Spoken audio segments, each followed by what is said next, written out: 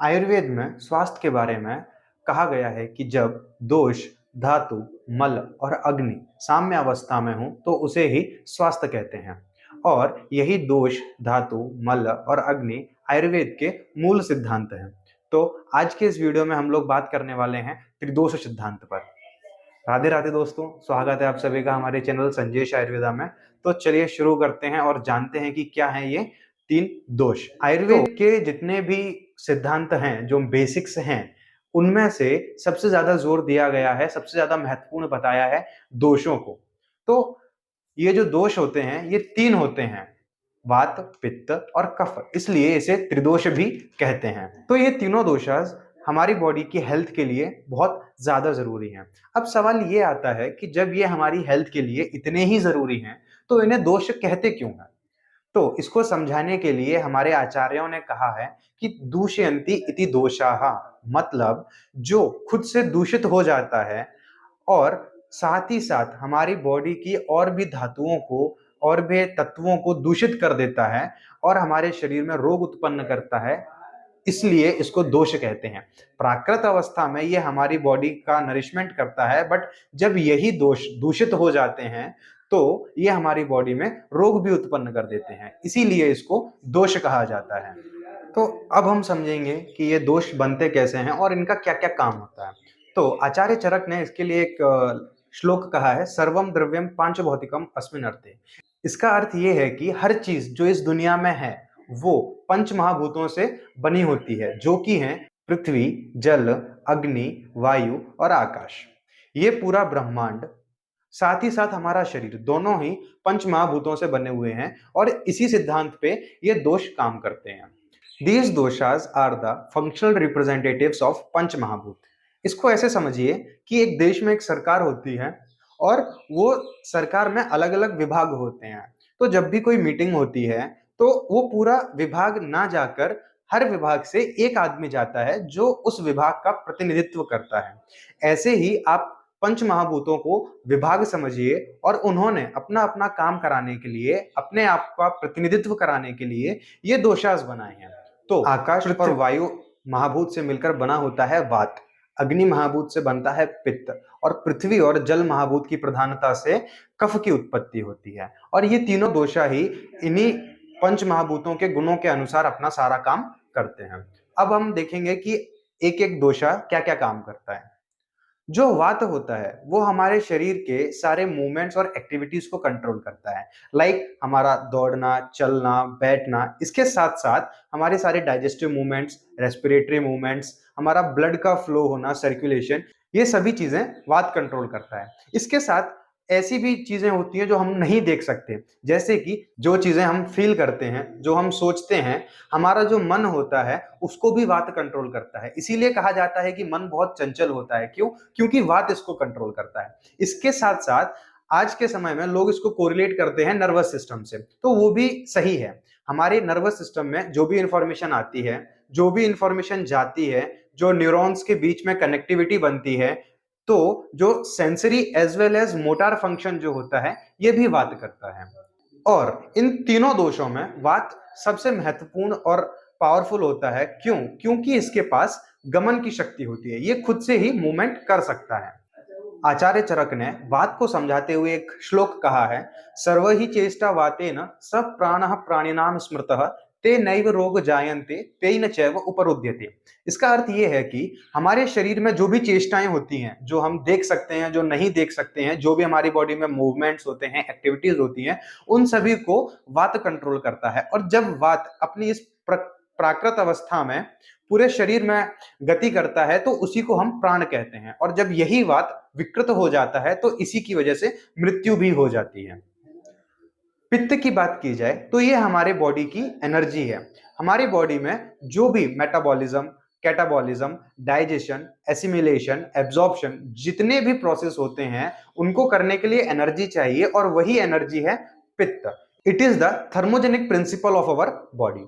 हमारा जो शरीर है वो हर क्षण, हर पल टूटता रहता है और उसको संजो कर रखने के लिए, उसकी इस अवस्था को मेंटेन करने के लिए हमको एनर्जी चाहिए जो हमें खाना खाने से मिलती है। तो उस खाने को पचाने का काम और उस खाने से जो एनर्जी प्रोड्यूस होती है, जिसको हम एटीपी भी बोलते हैं, ये काम भी पित्त का होता है। इसके साथ भी एक साधारण भाषा में हम ऐसे समझ सकते हैं कि हमारी बॉडी में जो भी हीट होती है वो पित्त से होती है। अब आचार्य चरक ने पित्त को समझाते हुए कहा, पित्ताद एवोष्मणः पक्तिर्नराणाम उपजायते। इसका अर्थ है कि पित्त जब अपनी प्राकृत अवस्था में होता है तो हमारे शरीर में भोजन का पाचन करता है और उसके साथ साथ सभी मेटाबॉलिज्म को सही तरीके से करता है। बट जब यही पित्त दूषित हो जाता है तो कई तरीके की पित्तगत रोगाज हमारे बॉडी में उत्पन्न होने लगते हैं। तो अब हम बात करेंगे कफ दोष के बारे में। जैसा कि मैंने बताया कि कफ दोष पृथ्वी और जल महाभूत की प्रधानता से बनता है। हमारे शरीर में जो भी द्रव यानी लिक्विड पोर्शन होता है वो कफ से आता है। इसके साथ ही ये हमारे शरीर में स्थिरता लाता है और शरीर के सभी पार्ट्स को जोड़ के रखता है। साथ ही में स्टेबिलिटी प्रोवाइड करता है और हमारे शरीर की प्रोटेक्टिव लेयर्स को बनाता है। साथ ही में ये हमारे शरीर में बल को भी बढ़ाता है। और सबसे जरूरी, जब हमारा शरीर रेस्ट करता है तो उसको भी ये मैनेज करता है और हमारी बॉडी में जो हमको नींद आती है वो भी कफ दोष की वजह से आती है। इसको समझाते हुए आचार्य चरक ने एक श्लोका कहा है, आकृतस्तु बलम श्लेष्मा विक्रतो मल उच्यते सच एव ओजस्मृतः।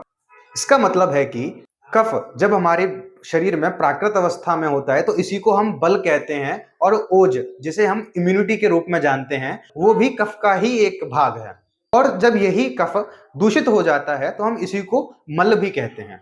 सुश्रुत आचार्य ने इन तीनों दोषों का महत्व समझाते हुए कहा है कि विसर्गादान विक्षेपैहि सोम सूर्य अनिल यथा धारयन्ति जगत देहे कफ पित्त अनिलस्तथा।